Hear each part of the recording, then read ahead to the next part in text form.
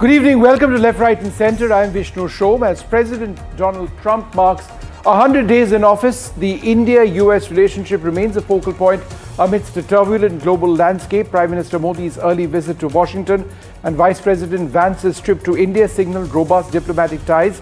Despite trade tensions, with Trump imposing a 27% tariff on Indian goods paused until July, cooperation thrives in many areas, including counter-terrorism, highlighted by the extradition of the 2008 Mumbai attack suspect Tahawwur Rana. Both nations are navigating immigration and trade challenges, aiming for a balanced partnership. So we'll be looking at what 100 days of Trump has meant for the relationship between Washington and New Delhi, but we'll also be looking at Trump in this 100 days. There have been a series of controversial moves which have been made. Where is that leading America? Where is that leading the world?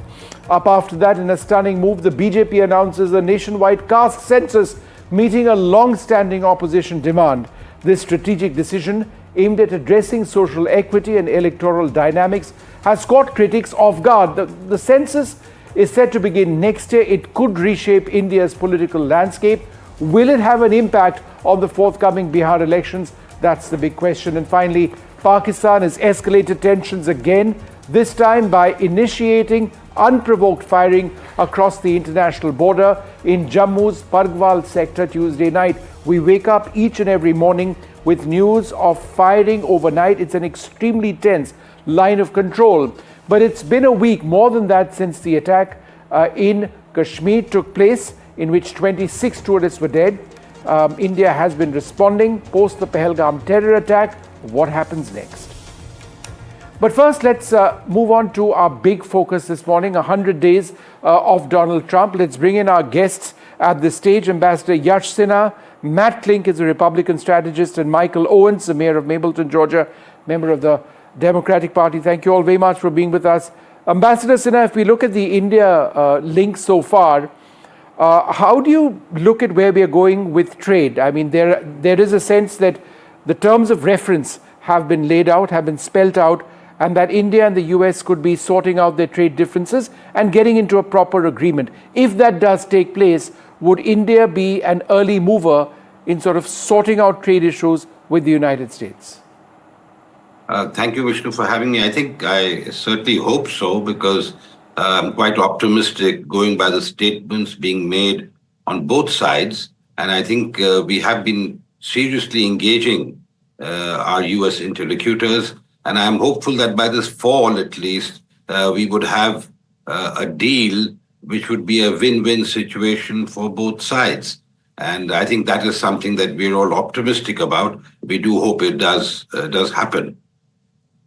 Matt Klink, America and India have a very close relationship. We've seen Prime Minister Modi being one of the first to actually get into the United States. How much of that relationship is driven by the chemistry between Trump and Modi? I ask this because there are some fairly serious differences, for example, on immigration issues facing Indian nationals, on education, on trade, tariffs, etc. I think we must... Thank you. Sorry. Go ahead, Mr. Klink. Thank you. Oh, yeah. Thank you, Vishnu, for having me. I think a lot of it is driven by Trump's close relationship with Prime Minister Modi. And I think, look, there's a realization in America that as China is increasingly more viewed as an adversary, that the relationship with India is going to take on greater and greater importance. That's why I think that the Trump administration and the Indian government are working so hard to cement a more fair bilateral trade deal. Because I think, look, India is very important, the world's largest democracy, and especially in the part of the world where you are, China is going to become increasingly problematic. They have literally ripped off the United States for the better part of 20 years under Democrat and Republican administrations. And I think that our efforts to crack down on them on trade, it's a non-kinetic engagement with China for the very purpose that we want to avoid a kinetic engagement with China. So yeah, we value India's relationship greatly.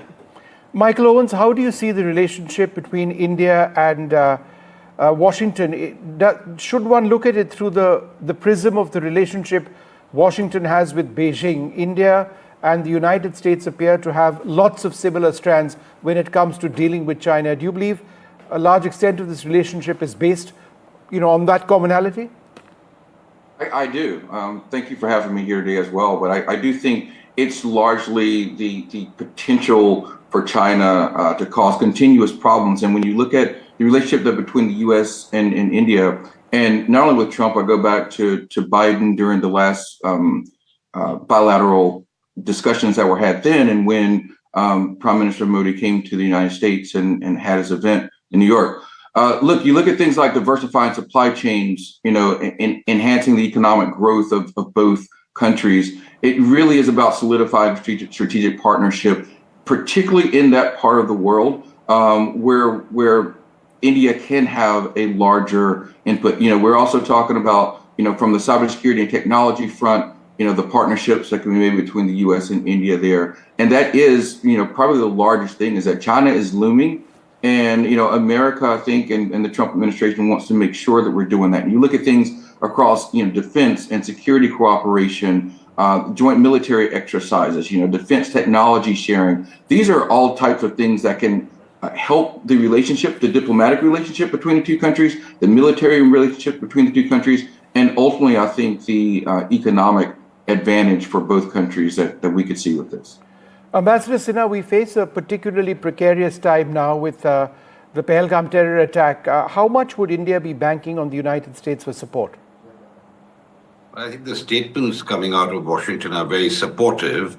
Naturally, they advise restraint, and most of our friends and partners are advising restraint.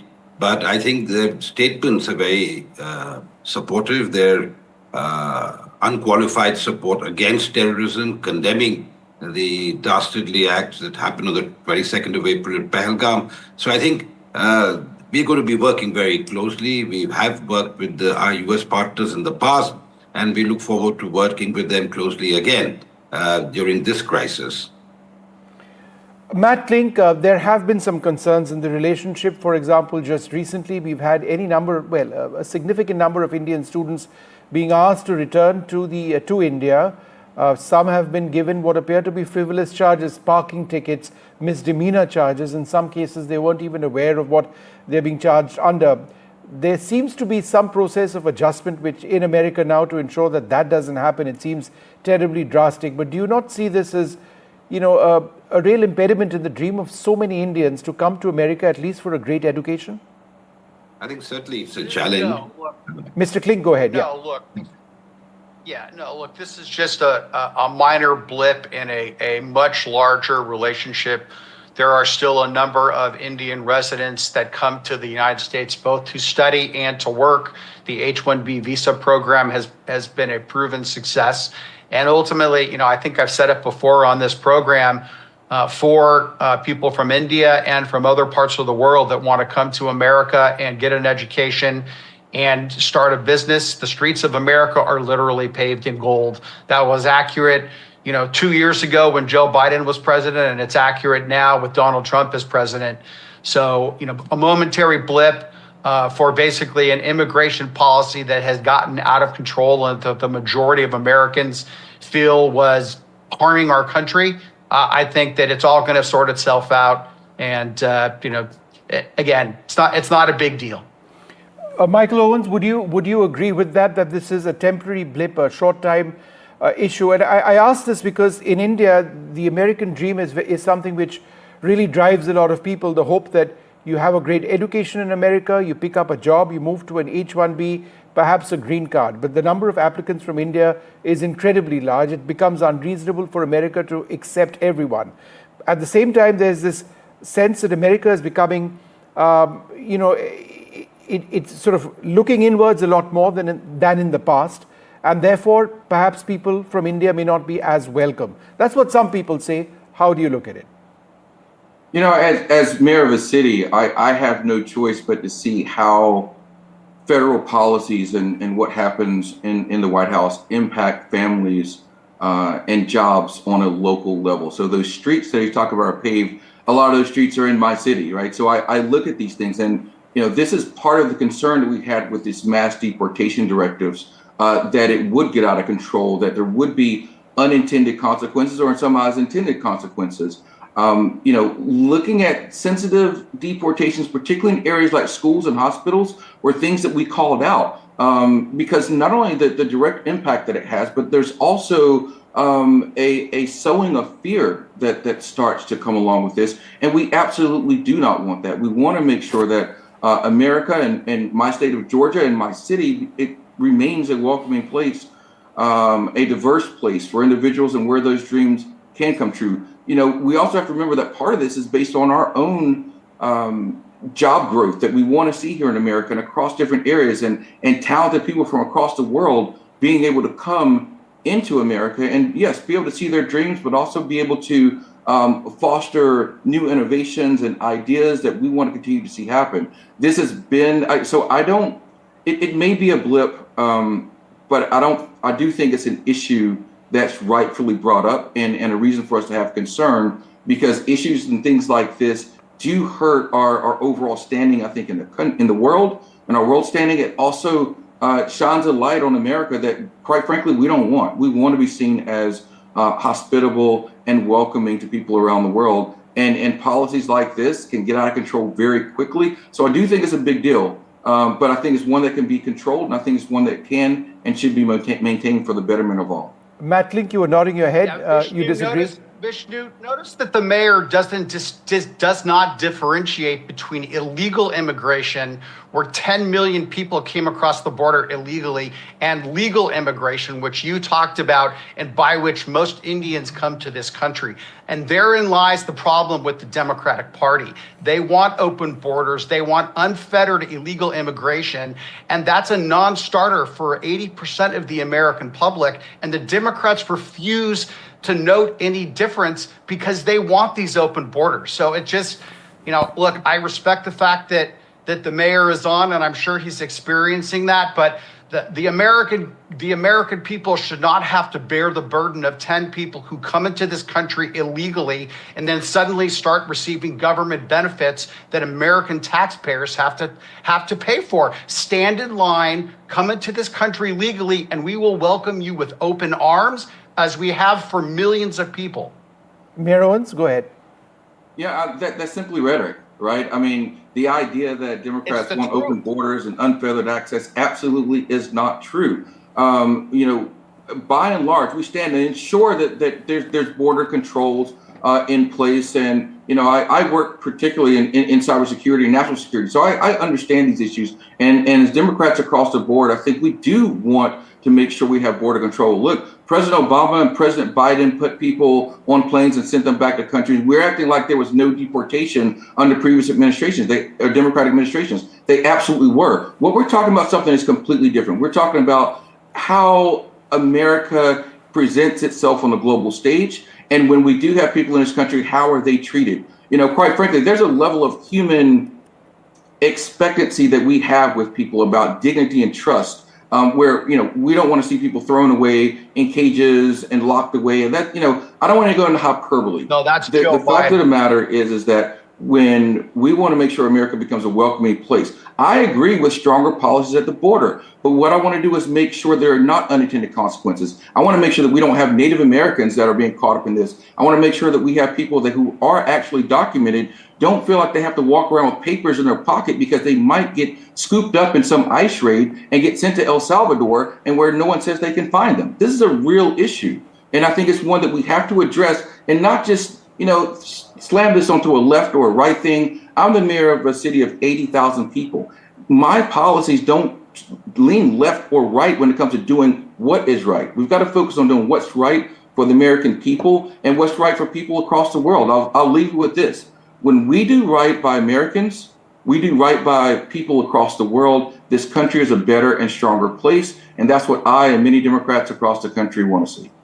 All right, look, I think we will leave it over there. I'd like to thank you all very much for being with us. The India-US relationship is on an exceptionally important plank, and one would suggest that that's going to stay for a while.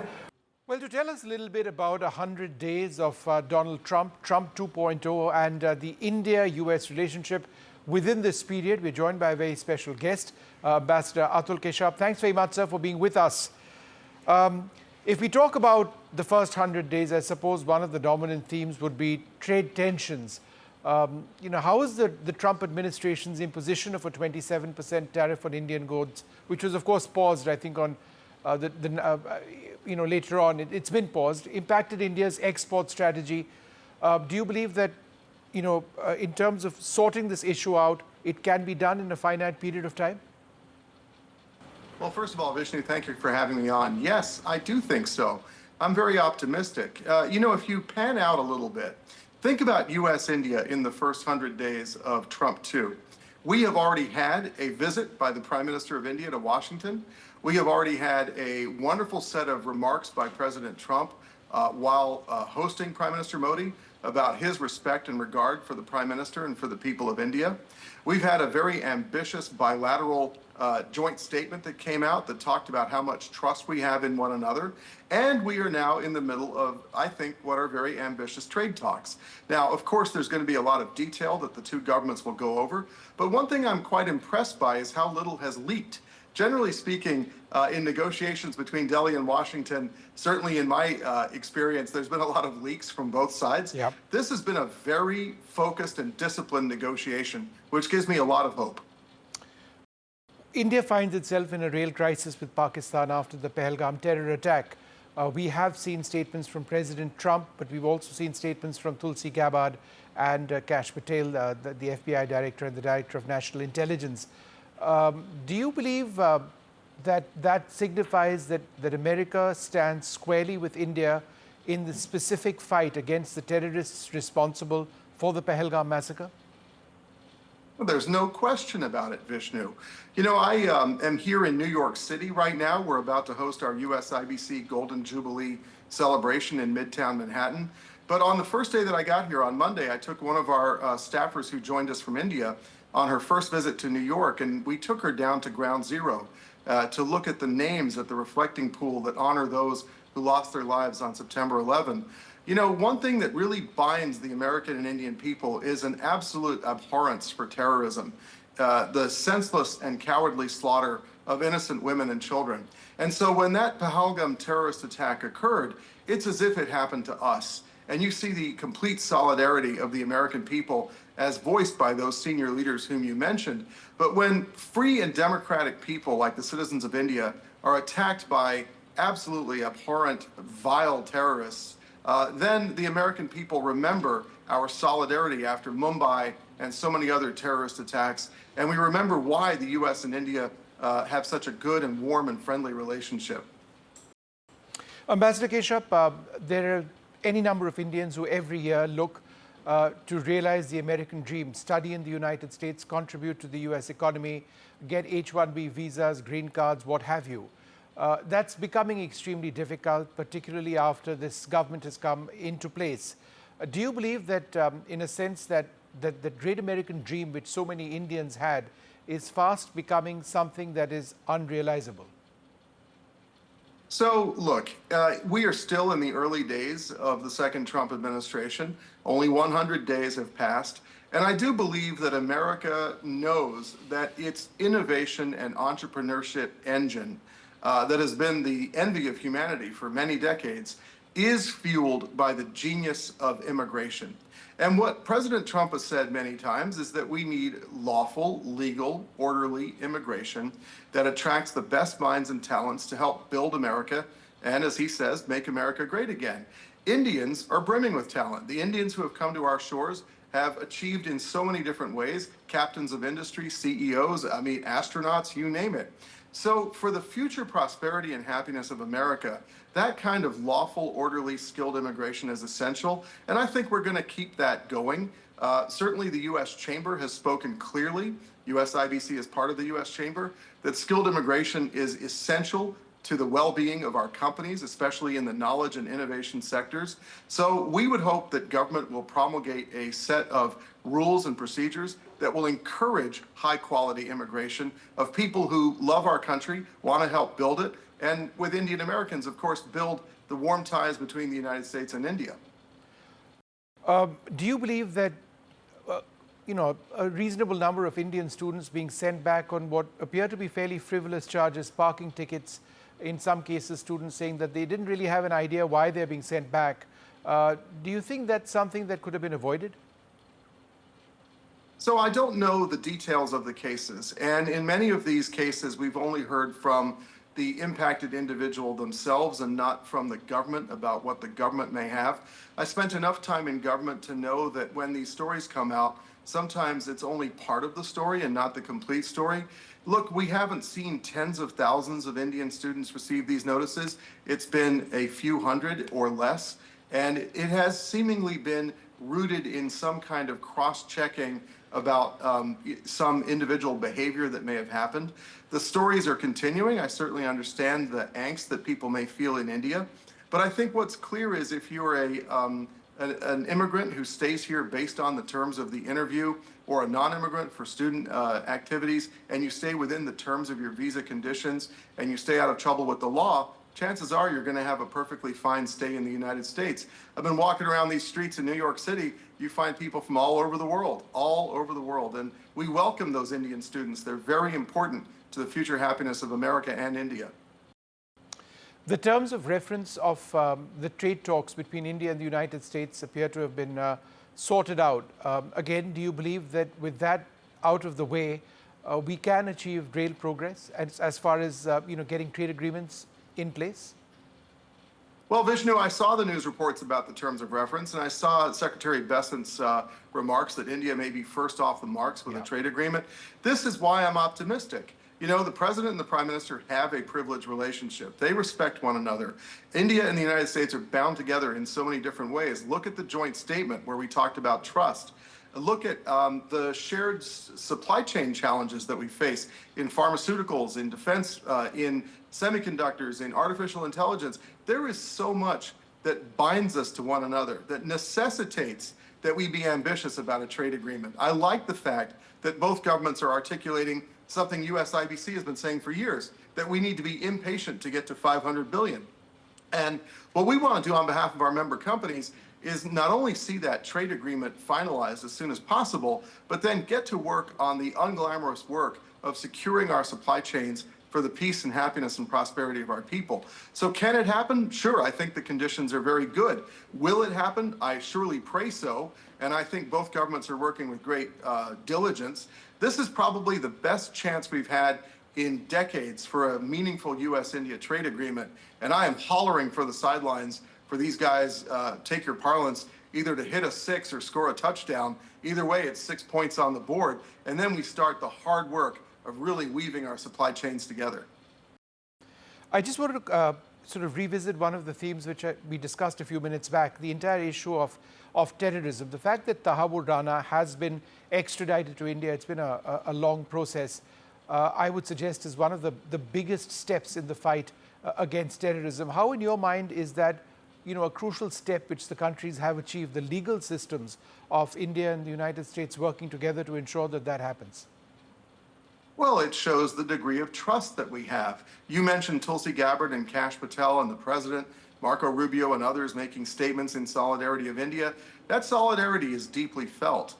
Think about our solidarity for the Israeli people after October 7. Innocent people should not be targets of any kind of political activity. I utterly and completely reject the euphemism that these people are militants. They are not militants. If you kill innocent civilians, you are a terrorist. And God knows we in the United States have suffered terribly from this. As I said, I'm right here in New York City right now, thinking about 9/11, which happened while I was on my government career. Our solidarity for the Indian people is real. It is sincere. And I would hope that we would extradite even more such people like Tahawwur Rana. And I hope he faces full justice in India, because we need to send a strong deterrent message to terrorists. The United States has concerns about rare earths and rare minerals from China. India and the US have spoken about resilient supply chains. That, of course, was in the context of chips and semiconductors. But I think resilient supply chains, when it comes to rare earths and rare minerals, is potentially a real binding point for both countries. Do you believe that that is an area both countries can sort of work together on? Because that's directly linked to AI that's directly linked to the defense trade between both countries and other areas as well? Vishnu, I don't just think that it's a possibility. I think it's an urgent necessity. The US and India already have begun some useful talks about critical mineral supply chains. And as you said, they have multiple applicabilities in very sensitive areas, including even on pharmaceuticals with advanced pharmaceutical precursors.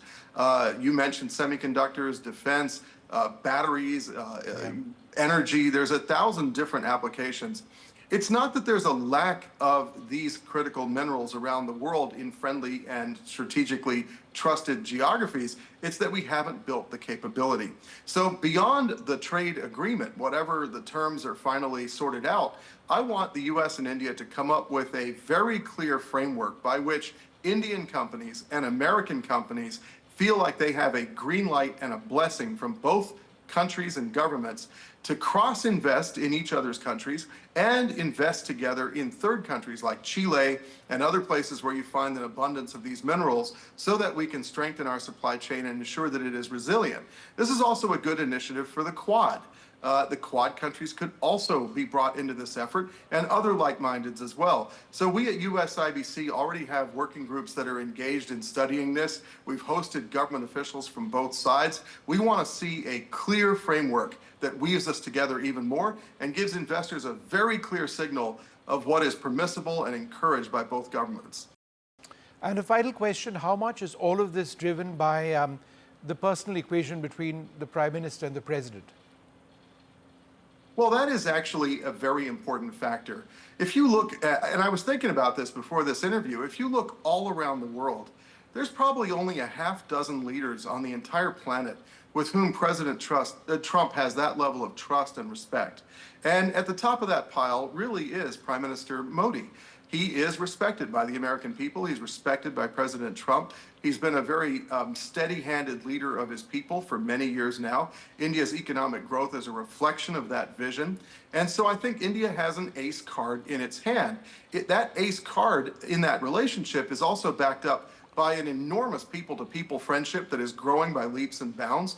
It's backed up as well by a business and investment relationship that is growing. I said this is our golden jubilee year. Yeah. We're celebrating how much has been achieved.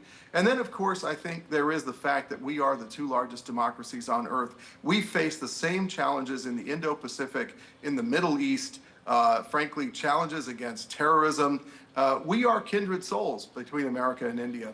There's a lot of good nominees that President Trump has put forward to handle the India file, people like Ricky Gill, Paul Kapoor, Bridge Colby. These are serious professionals. I think it reflects the fact that in Washington, India is viewed as a serious country. And a lot of that is a reflection of the leadership of India and Prime Minister Modi.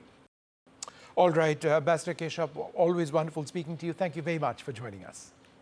Thank you, Vishnu. Always a pleasure.